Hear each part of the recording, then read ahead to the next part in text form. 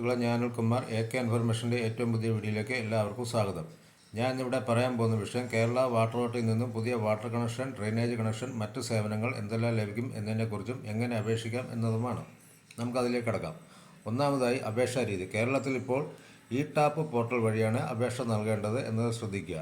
Citizen login, അതായത് നമുക്ക് സ്വന്തമായിട്ട് അക്കൗണ്ട് ക്രിയേറ്റ് ചെയ്ത് നമുക്ക് തന്നെ അപേക്ഷ നൽകാവുന്നതാണ്. അല്ലെങ്കിൽ അക്ഷയ കേന്ദ്രങ്ങൾ വഴി അപേക്ഷ നൽകാം.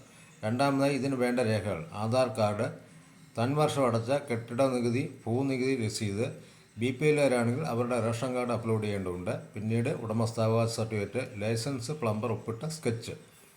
മൂന്നാമതായി, സീവേജ് ലൈൻ, അതായത് ഡ്രെയിനേജ് കണക്ഷനും ഇതേ രീതി തന്നെയാണ് പിന്തുടരുന്നത്. നാലാമതായി, ഇതിനു വേണ്ട ചെലവുകൾ: അപേക്ഷാ ഫീസ്, റോഡ് പുനരുദ്ധാരണ ഫീസ്. എൻ്റെ മുൻപത്തെ വീഡിയോയിൽ PWD റോഡ് കട്ടിങ്ങിനെ പറ്റി അതിന് വേണ്ട തുകകളെ പറ്റി ഞാൻ പറഞ്ഞിട്ടുണ്ട്, നിങ്ങളത് കാണുമല്ലോ.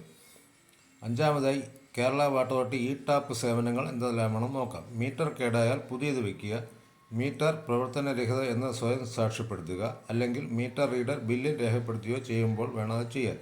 ട്രാൻസ്ഫർ ഓഫ് ഓണർഷിപ്പ്, ഉടമസ്ഥാവകാശം മാറ്റുക. താൽക്കാലിക ഡിസ്കണക്ഷൻ, സ്ഥിരമായി റദ്ദാക്കുക. മീറ്റർ ടെസ്റ്റിംഗ്, മീറ്റർ വർക്കിംഗ് ആണോ അല്ലയോ എന്നറിയാൻ വേണ്ടിയാണ് അത്.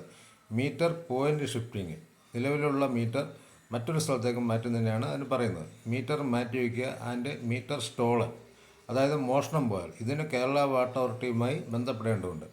ഇതിനെല്ലാം അപ്ലോഡ് ചെയ്യേണ്ട ഫയലിൻ്റെ സൈസ് എന്ന് പറഞ്ഞത് <2 MB താഴെയാണ്. ആറാമതായി, കെട്ടിട നിർമ്മാണത്തിന് താൽക്കാലിക കണക്ഷന് വേണ്ടി കെട്ടിട നിർമ്മാണ അനുമതി പത്രം അപ്ലോഡ് ചെയ്യേണ്ടതുണ്ട്. ഏഴാമതായി, അപേക്ഷകൻ വ്യക്തിഗത വിവരങ്ങൾ കൃത്യമായി രേഖപ്പെടുത്തേണ്ടതുണ്ട്. എട്ടാമതായി, അപേക്ഷകന് ആവശ്യമുണ്ടെങ്കിൽ ലൈസൻസ്, പ്ലംബറിൻ്റെ സേവനം പ്ലംബർ ലിസ്റ്റിൽ നിന്ന് തിരഞ്ഞെടുക്കാവുന്നതാണ്. ഇത് സൈറ്റിൽ തന്നെ ലഭ്യമാണ്. ഒമ്പതാമതായി, അപ്ലോഡ് ചെയ്യുന്ന ഫയലിൻ്റെ പരമാവധി സൈസ് 300 KB താഴെയാകണം. ഇമേജ് ഫയലാണ് അപ്ലോഡ് ചെയ്യേണ്ടത്. JPG, JPEG, PMB, PNG format വേണം അപ്ലോഡ് ചെയ്യാൻ. നിങ്ങൾക്ക് ഈ വീഡിയോ ഉപകാരപ്പെടും എന്ന് കരുതുന്നു. വീഡിയോ ഇഷ്ടപ്പെട്ടെങ്കിൽ ലൈക്ക് ചെയ്യുക, ഷെയർ ചെയ്യുക, കമൻറ്റ് ചെയ്യുക, ചാനൽ സബ്സ്ക്രൈബ് ചെയ്യുക. നന്ദി, നമസ്കാരം.